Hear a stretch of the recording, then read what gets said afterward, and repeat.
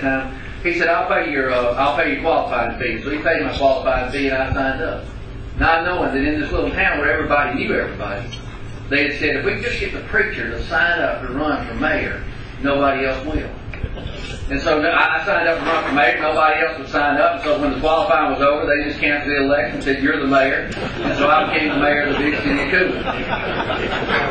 And my legacy as the mayor in Keown is that I brought to, in those 4 years I was mayor there, pretty much 4 years, I brought to the city cable TV. That was a big deal back in the 80s. Cable TV and a new sewer system. And that's my legacy. I keep telling somebody I think they're going to call me back one day and kind of name that holding pond down for me, something that will last for infinite. We used to get paid, as a mayor, got paid $50 a month. City council got paid $25 a month. They gave it to us in December, a couple weeks before Christmas. We got a Christmas bonus every year. That's what we got paid for serving in Keown. In 1990, I was asked to run for the Thomas County School Board. They had a brand new Thomas County Central High School there, and the school board had decided it always been Thomasville, the city school, and then Central. They decided when they got the new school that they were going to just name it Thomas County High School and take out the Central part. Well, you can imagine that went over like a lead balloon.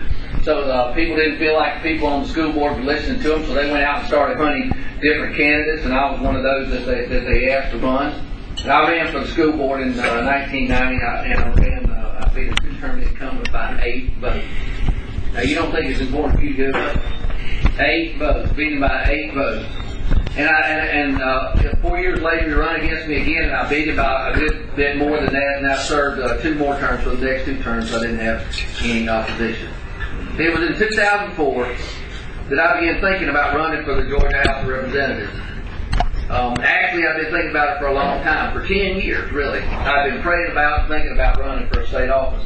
Because for 8 years, I was a bivocational pastor. I worked with the Georgia Department of Corrections. When they opened the brand new prison over in Valdosta back in '88, I went there as their first chaplain. I ended up serving there as a chaplain, chief counselor, and deputy warden there for almost 8 years.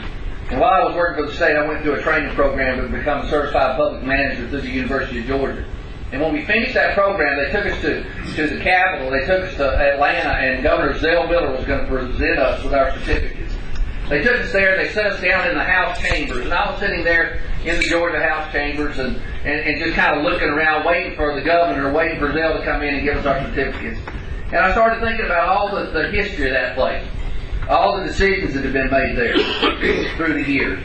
And I thought about the role of government and how those decisions were made and who was making those decisions. And it was then and there, I think, that the Lord placed in my heart a desire to run for a state office one day. And I nurtured that for the next 10 years. Now, in 2004, we were in the midst of a redistricting crisis. So we're going to go through another one probably in a couple of years now. But in the midst of redistricting, and if you remember, the legislature couldn't agree on the maps, and so a federal judge had to be brought in to draw the maps. And I was watching that whole process from the internet. I was pastor of church, full-time pastor at this time, of a church in Thomasville, and I was watching that process on the internet. And the day those maps came out, I was looking, and there I was sitting right in the middle of a district that didn't have an incumbent. It was an open seat. So I picked up the phone, I called my wife, I said, we've been talking about this and praying about this for a long time, I think it's time to do it. She said, well, let's do it. So I jumped in to that race in 2004. Now, I didn't know how my church would react. I got the deacons together and talked to them a little bit, told them what I was doing, and how I felt like the Lord was leading me. And it was kind of funny because I wrote the church a letter on Thursday, and I sent it out to everybody so they'd get it on a Friday or a Saturday. And then I got my wife, and we just decided to leave town and go to the beach. We decided that if they got that letter on Friday and Saturday and they didn't like it and they wanted to fuss about it, they could do it on Sunday, but we didn't want to be there listening to it. And so we just we left that with them and really left it in the Lord's hands. But those folks rallied around us, and they became our biggest supporters.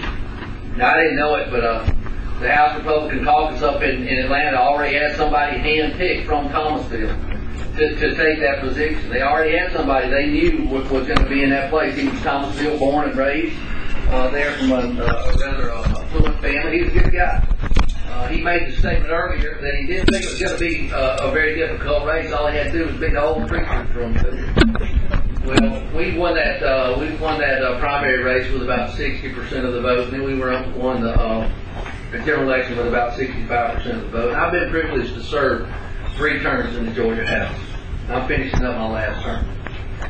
And I have a reputation in the Georgia House of serving the people that have elected me first. I learned very early on, if I was going to serve the people in Thomas and Grady County that sent me up to Atlanta, that I had to learn how to say no to the governor, that I had to learn how to say no to the speaker. I learned that I had to consider the folks that sent me up there first. And that's what I've been doing.